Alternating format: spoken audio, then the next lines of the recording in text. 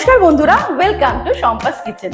মোমো খেতে আমরা কম বেশি সবাই ভালোবাসি, তাই আজকে চিকেন মোমোর একটা রেসিপি নিয়ে হাজির হয়েছি। কিন্তু ভাবছেন যে বাড়িতে তো মোমো ক্যান নেই, তাহলে মোমো কি করে তৈরি করব? তার জন্য নিয়ে এসেছি দারুণ একটা কিচেন গ্যাজেট বা কিচেন টুলস বলা যেতে পারে, যাতে আজকে আমরা মোমো তৈরি করব মোমো ক্যান ছাড়াই বাড়ির যে কোনো বাসনে মোমো তৈরি করা যাবে খুব সহজে। কিভাবে তৈরি করতে হয় তাহলে চলুন দেখে নিই। মোমো তৈরি করার জন্য সবার প্রথমে স্টাফিং তৈরি করব। তার জন্য আমি একটা চপার নিয়ে নিয়েছি। আদা, রসুন, পেঁয়াজটাকে ভালো করে চপ করে নিতে হবে। প্রথমে দিয়ে দিচ্ছি আদা কুচি।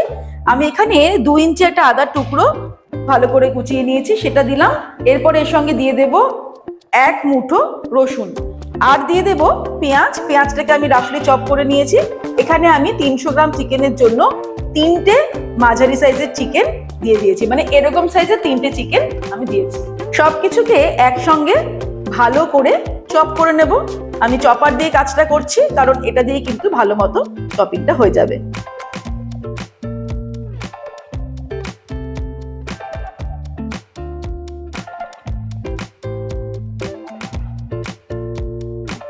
একদম চোখের নিমেষে চপিং কমপ্লিট। যারা এরকম বিভিন্ন রকম খাবার খেতে আমরা পছন্দ করি, তারা কিন্তু বাড়িতে এরকম একটা চপার রাখলে সুবিধা হয়, সেক্ষেত্রে তাড়াতাড়ি কাজটা হয়ে যায়। বা বাড়িতে ধরুন গেস্ট আসবে, একটু বেশি পরিমাণে আমরা এরকম মোমো বা কিছু তৈরি করতে চাইলে সেক্ষেত্রেও কিন্তু অনেক তাড়াতাড়ি কাজটা হয়ে যায়। এরকম ভাবে নিয়ে আমি আরেকবার এটাকে করে নেব। আমি এই মেশিনের লিঙ্কটা ডেসক্রিপশনে শেয়ার করে দেবো, আপনারা চাইলে কিনে নিতে পারেন। এটা আমাদের কমপ্লিট। এবারে আমরা এই মেশিনের মধ্যেই চিকেনটাকেও মিন্স করে নেব। যে বলে আমরা তৈরি করব স্টাফিং, তার মধ্যে আমি এগুলোকে একবারে ডিরেক্টলি নিয়ে নিচ্ছি, তারপরে চিকেনটাকে মিন্স করে নেব। পেঁয়াজ, আদা, রসুন ওটাকে আমরা চপ করে নেওয়ার পর আমি এর মধ্যে চিকেনটাকে মিন্স করে নেব। খুব ভালো মিন্স হয় এই মেশিনটাতে। আমি পিসগুলোকে এরকম ছোট ছোট করে কেটে দিয়েছি, মানে পুরো বোনলেস চিকেনটাকে এরকম ছোট ছোট করে পিস করে দিয়েছি। এবারে আমরা জাস্ট এটাকে মিন্স করে নেব। কত ইজিলি এটা করে নেওয়া যায়। এটা কিন্তু পেস্ট হয়নি, এটা কিন্তু মিন্স হয়েছে। ব্যাস কমপ্লিট। এবার এটাকেও আমরা ওই একই পাত্রে নিয়ে নেব। স্টাফিং তৈরি করার সময় এই আদা, পেঁয়াজ, রসুনের রেশিওটা কিন্তু মেনটেন করতে হবে, কারণ তার উপরে কিন্তু মোমোর টেস্টটা ডিপেন্ড করবে। এবারে এর মধ্যে দিয়ে দিচ্ছি স্প্রিং অনিয়ন কুচি। প্রায় আমি 1 বাটি মতো স্প্রিং অনিয়ন কুচিয়ে রেখেছি, সেটা দিয়ে দিলাম। দিয়ে দিচ্ছি নুন 1/2 টিস্পুন। এবারে আমি এর মধ্যে দিয়ে দিচ্ছি 1/2 টিস্পুন পরিমাণে গোলমরিচের গুঁড়ো। দিয়ে দেবো ভিনিগার, 1 টেবিল স্পুন ভিনিগার দিচ্ছি। দিয়ে দেবো 1 টেবিল স্পুন পরিমাণে বাটার। এই সমস্ত কিছু দেওয়ার পরে এবারে আমরা এর মধ্যে অ্যাড করব ফাইনালি রিফাইন্ড অয়েল। রিফাইন্ড অয়েলে শুধুমাত্র দেওয়া যাবে, সরষের তেল কিন্তু দেওয়া যাবে না।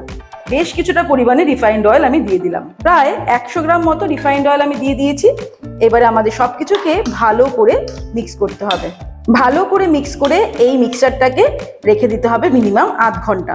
1/2 ঘন্টা মিক্সচারটা রেখে দেবো স্টাফিংটা, আর সেই সময় আমরা ডোটা তৈরি করে নেব। যদি অত্যধিক গরম থাকে তাহলে এটাকে আমরা ফ্রিজে রেখে দেবো এই মিক্সচারটাকে। আর যদি শীতকালে আমরা তৈরি করি তাহলে কিন্তু ফ্রিজে রাখার দরকার নেই। এবারে আমরা মোমো তৈরির জন্য ডো তৈরি করব। তার জন্য আমি নিয়ে নিচ্ছি ময়দা। 2 কাপ পরিমাণে ময়দা নিয়ে নিলাম। এখানে আমি 250 গ্রাম ময়দা নিয়েছি। ময়দাতে দিয়ে দিচ্ছি 1/4 টিস্পুন নুন, 1 টেবিল স্পুন ভিনিগার, আর 2 টেবিল স্পুন রিফাইন্ড অয়েল দিয়ে দিলাম। প্রথমে আগে নুন আর ভিনিগার আর তেলটা ভালো করে ময়দার সঙ্গে মিশিয়ে নেব, যেরকম আমরা ময়ম দিই ময়দাতে সেই রকম। তারপরে অল্প অল্প করে জল দিয়ে মেখে নেব। ময়দাটাকে একটু শক্ত করে আমাদের মাখতে হবে। আগে আমি ভালো করে সবকিছুকে মিক্স করে নিয়েছি।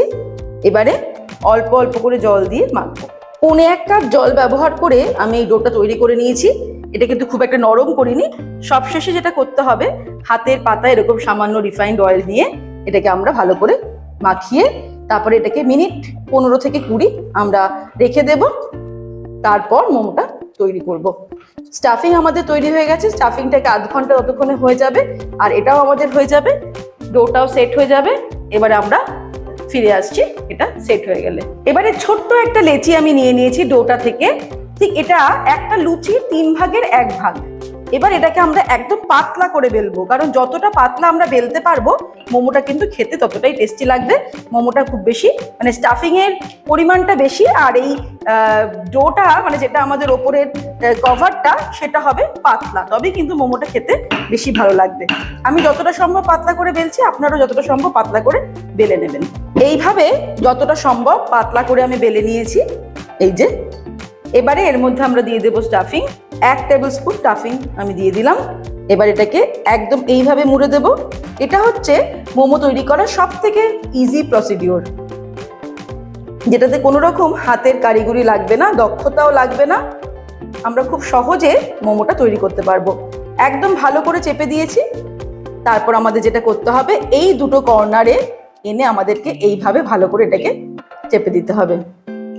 ব্যাস, চিকেন মোমো বা ডাম্পলিং তৈরি। এটা হচ্ছে সব থেকে সহজ পদ্ধতি। এছাড়াও তো আরো অনেক রকম প্রসিডিওর আছে, কিন্তু এটা কিন্তু একদম সহজ পদ্ধতিতে আমরা মোমোগুলোকে এইভাবে তৈরি করে নিতে পারি। এরকম ভাবে একদম পাতলা করে প্রথমে বেলে নিয়েছি। হাতের পাতায় নেব, নিয়ে এর মধ্যে আমরা 1 টেবিল স্পুন স্টাফিং দেব। তারপরে এইভাবে প্রথমে এদিকটা চেপে দিয়ে এই কর্নার দুটোকে আটকে চেপে দিতে হবে। তারপর এই পাশ থেকে একটা, এই পাশ থেকে একটা, এই পাশ থেকে এরম ভাবে চাপতে চাপতে ভালো করে যাতে সিল হয় সেটা খেয়াল করে করে আমাদের মোমোটা তৈরি করতে হবে। এই যে এইভাবে আমরা মোমোটা তৈরি করে নেব। এই যে আমি দুরকম ডিজাইনেরই কয়েকটা করে মোমো তৈরি করে নিয়েছি। এগুলোকে আগে স্টিমে বসিয়ে নেব, বাকি মোমোগুলোকে আমি পরে তৈরি করব। তার জন্য আমি নিয়ে নেব একটা স্টিমার। এটা কিন্তু মাল্টিপারপাস ইউজে আমরা স্টিমারটা ব্যবহার করতে পারি। যে কোনো বাসনে আমরা এটা ব্যবহার করতে পারি, সে সসপ্যান হোক বা কড়াই হোক। কিভাবে ব্যবহার করতে হয় সেটা আমি দেখিয়ে দিচ্ছি। তার আগে আমরা এটাকে ভালো করে অয়েল ব্রাশ করে নেব, কারণ যে কোনো স্টিমার ব্যবহারের সময় কিন্তু, বিশেষ করে মোমো তৈরি করার সময় কিন্তু এই অয়েল ব্রাশ করে নেওয়াটা খুব প্রয়োজন, নাহলে মোমোগুলো এর মধ্যে লেগে যাবে। অয়েল ব্রাশ করে নিয়ে আমরা এটাকে আগে কড়াইতে বসাবো, তারপরে এর মধ্যে মোমোগুলোকে দেব। ভালো করে অয়েল ব্রাশ করে নিলাম। এবারে চলে যাব পরের স্টেপে। এবারে আমি একটা কড়াইতে কিছুটা পরিমাণে জল গরম করতে বসিয়েছি। এবার তার উপরে আমরা স্টিমারটা বসিয়ে দেবো। যখন কিনা বাষ্প উঠতে শুরু করবে, দিয়ে এটাকে আমি ওপেন করে দিলাম। এইবারে মোমোগুলোকে সুন্দর করে সাজিয়ে দেব। এই স্টিমারটা আমরা যে কোনো বাসনে ব্যবহার করতে পারি, কারণ বাসনের আকার অনুযায়ী এটা খুব সুন্দরভাবে সেট হয়ে যায়। তার জন্য কোনো স্পেসিফিক সাইজ লাগে না, সেই জন্য খুব ইজিলি এটাকে ব্যবহার করা যায়। এবারে হাই ফ্লেমে প্রথমে আমরা 5 মিনিট হতে দেবো। তারপর 5 মিনিট পর ফ্লেমটাকে মিডিয়াম টু লোতে করে আরো 7 থেকে 8 মিনিট করতে হবে। আর এই ঢাকনার ছিদ্রটাকে আমরা একটা কাগজ দিয়ে এইভাবে আটকে দেবো। টোটাল আমি 13 থেকে 14 মিনিট এটাকে স্টিম করে নিয়েছি। এবারে কিন্তু একদম রেডি। আমি ওভেনটাকে অফ করে দিলাম, তারপরে সামনে থেকে এনে দেখাচ্ছি। এই যে আমাদের মোমো কিন্তু রেডি। তবে এই মোমোগুলোকে কড়াই থেকে তোলার আগে আমরা এর ওপর দিকে অল্প করে করে জল ঢেলে দেবো, তাহলে কিন্তু এগুলো খুব সহজেই ছাড়ানো যাবে। জল ঢালার ফলে কিন্তু এগুলো খুব ইজিলি এরকম ভাবে উঠে যাচ্ছে। এই যে একদম এফোর্টলেস ভাবে উঠে যাবে। তারপরে আমরা এগুলোকে একটা প্লেটের মধ্যে তুলে নেব আর গরম গরম সার্ভ করব। তারপরে আবারও যখন এই স্টিমারের মধ্যে বাকি মোমো দেব, তার আগে কিন্তু আমাদের আবারও একবার ভালো করে অয়েল ব্রাশ করে নিতে হবে। টেস্টি টেস্টি চিকেন মোমো তৈরি হয়ে একদম টেবিলে সার্ভ হয়ে গেছে। স্টিমারটা এতটাই কাজের যে স্টিমারের মধ্যেই কিন্তু সার্ভ করে দেওয়া গেছে। এবারে শুধু অপেক্ষা হচ্ছে টেস্ট করার। আজকের এই রেসিপিটা অবশ্যই ট্রাই করুন যে কোনো একদিন। ভালো লাগলে কিন্তু লাইক করতে আর শেয়ার করতে ভুলবেন না। আর তৈরি কেমন হলো আমাকে অবশ্যই কমেন্ট করে জানাবেন। আর রেসিপিটা যদি ভালো লাগে লাইক শেয়ারের সঙ্গে আমাদের চ্যানেলটাকেও সাবস্ক্রাইব করে নেবেন, কারণ এরকমই দারুণ দারুণ রেসিপির আপডেট পাওয়ার জন্য সাবস্ক্রাইব করাটা কিন্তু খুবই জরুরি। ভালো থাকবেন, সুস্থ থাকবেন। আমি আবার হাজির হব নতুন নতুন রেসিপির সঙ্গে। নমস্কার।